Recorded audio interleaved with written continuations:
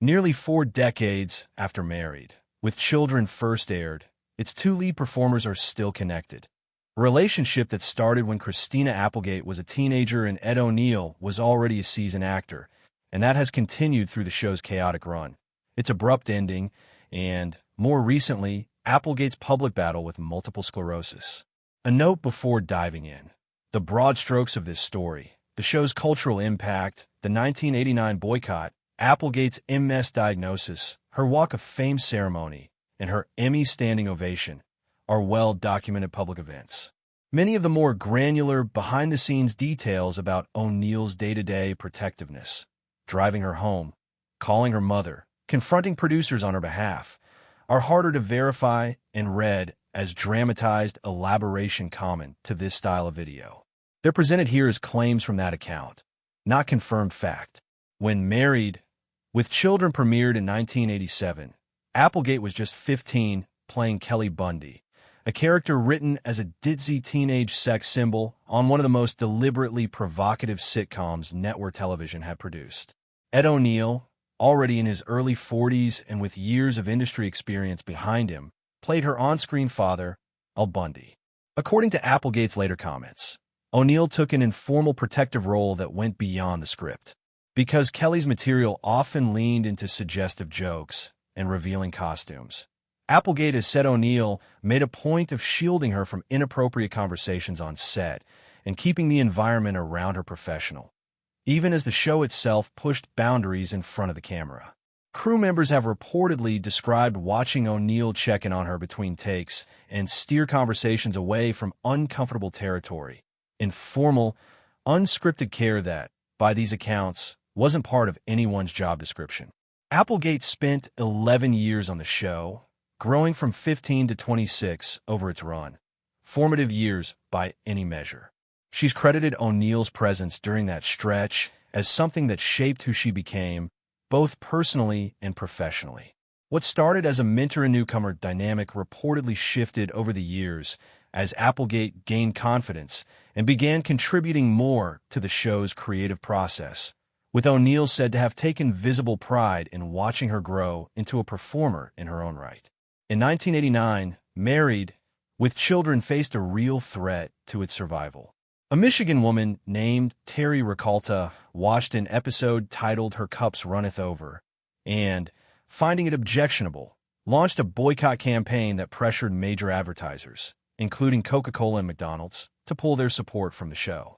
Network executives reportedly held emergency meetings, and cancellation was a genuine possibility. For a 17-year-old Applegate, whose entire career was tied up in the show, the uncertainty was significant. According to her account, O'Neill responded by trying to steady the younger cast members, including Applegate and David Faustino, who played her brother, Bud, telling them that regardless of the show's fate, they'd created something worth being proud of. He's also said to have spoken to the press directly during the controversy, defending not just the show, but the young actors caught up in it. The boycott ultimately backfired. The controversy drew curious new viewers, and ratings rose rather than fell. The cast reportedly came to treat the episode as something of a badge of honor, and the shared experience of weathering the crisis is said to have strengthened the bond among them, with Applegate later saying what stood out most to her wasn't the ratings victory, but O'Neill's composure throughout. Married, with Children ran for 11 seasons before ending in 1997, without a dedicated series finale or the kind of send-off many long-running shows get. After more than a decade of near-daily work together, the cast simply dispersed once production wrapped, with no formal closure for the actors or their characters.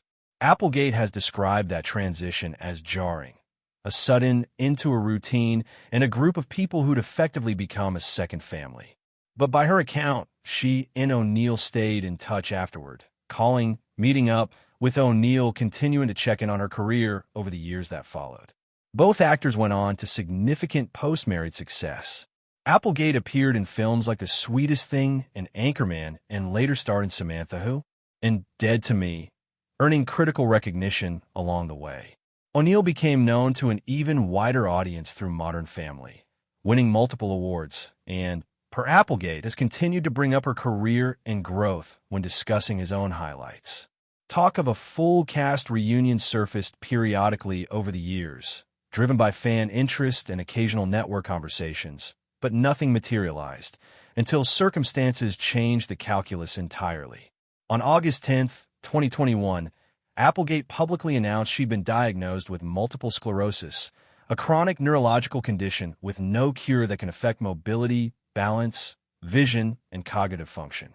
The diagnosis came while she was filming the final season of Dead to Me, and it reshaped her daily life going forward. She now uses a cane, has spoken openly about cognitive fog, and has described the diagnosis as bringing genuine grief for the future she'd expected to have. She said O'Neill reached out promptly and substantively when he learned of her diagnosis, and that the wider cast rallied around her. Katie Sagal, who played Peggy Bundy, David Faustino, and Amanda Burse Marcy, among those who offered public support. The diagnosis also complicated any hope for a traditional reunion, given the physical demands of standard TV production, but O'Neill and other castmates have publicly said any reunion would need to be built around Applegate's needs rather than happen without her. Applegate's first major public appearance after going public with her diagnosis came in November 2022 when she received a star on the Hollywood Walk of Fame. Using a cane and moving more slowly than before, she spoke candidly about her diagnosis and the people who'd shown up for her, with Katie Sagal among those present in support. 2 months later, at the January 2023 Emmy Awards, Applegate walked on stage with her cane and received a standing ovation from the entire room that lasted nearly a minute, an unusually long, spontaneous display of support even by award show standards. Characteristically, she defused the emotional weight of the moment with a joke about the applause shaking her brain, drawing laughter through the audience's tears.